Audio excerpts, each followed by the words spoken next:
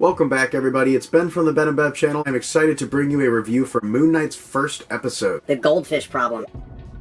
Moon Knight's debut episode introduces us to Stephen Grant, a fairly withdrawn gift shop clerk at the local museum who has a large passion for learning as well as Egyptology in general, but no one really wants to give him the chance at being the museum guide or anything of that nature. Very interesting character to dive into, and one that I found myself really rooting for. Despite being a personality of Marc Spector I'm not familiar with. Oscar Isaac does such a great job with this fairly broken character, and aware of his mental illness and how it affects him with these jumps in his memory and gaps, and his history as a whole are affecting him. Every day he's not sure where he's going to end up or what conflict he could be in. And as the episode rolls on, he finds himself in stranger and stranger situations farther and farther from home. The episode also introduces us to Ethan Hawke's Arthur Harrow, who's going to be a really interesting villain. He actually gets the opening scene to this series, and despite it not containing Moon Knight, it's the most Moon Knight opening you could have done. It's a set of these really close camera angles showing Arthur Harrow doing a really interesting ritual with a glass of water, and you can tell they're handling it with a lot of serious attention to detail just with the way the scene was set up. And when it gets to the penultimate moment of him putting his shoes on in the morning, I'm not trying to ruin it for you here. It was a really unexpected twist to start off the episode. As the show goes on, you're introduced to the Marc character, as well as the element of the Egyptian god Khonshu being a presence inside of Marc's head. You hear these various voices talking to him from across his room, and he'll go looking for them and eventually give up and scream at himself in the mirror just to make them go away, which doesn't work out so well as they start to take physical manifestations in the mirror, and he has a great conversation with himself at one point near the end of the episode that actually leads to that cool fight sequence. A really satisfying episode with a lot of setups and payoffs, and the whole goldfish aspect of it. That's my guy. And just Oscar Isaac's whole internal dialogue this whole episode, when he's muttering to himself or muttering to the random voices in his head. Really adrenaline-fueled look at the way comics portrayed this character. Confused by the perception of the story and the whole scope and where exactly our main characters land within it. And as you unravel the mystery, you find out who exactly it is our main characters are. I'm excited to see next week if they introduce more of that Marc Spector character. Perhaps each week we get to learn a little bit more about a different personality. I think telling me that's what they're going to do. I'm just hoping for that. Ethan Hawke and Oscar Isaac could carry this whole show on their own, but I'm really excited to see what happens as we introduce more of the other cast members from Stephen or Marc's life. It's just really excited to see where it goes. It's a really great opener, and I think it's going to be a really crazy, unique, and fun take on the superhero genre that Marvel's doing. It's definitely not as much of the Marvel humor as there is in every other property. An absolutely amazing Avatar joke in the middle of this episode. I will say there's a little bit of humor, but most of it's just situational and just how weird and crazy and kooky a lot of these situations are. Though a lot of the time they are handled with a sense of seriousness, so they're pretty terrifying when you switch in between them. You have no idea how many days have passed, where exactly our main character is going to find himself. There's some horrific situations he gets himself in this week, and I have no idea where it's going to go next week, especially with the introduction of Ethan Hawke's villain as Met, as well as these other god characters. It could get pretty big in the whole scheme of things. Soundtrack's also really great. It has a huge Egyptian influence, turned up to 10 with the intensity. There's some points where the soundtrack itself wells into horrific sound effects that really shake you. Steven's perception is broken in the show. It's just a really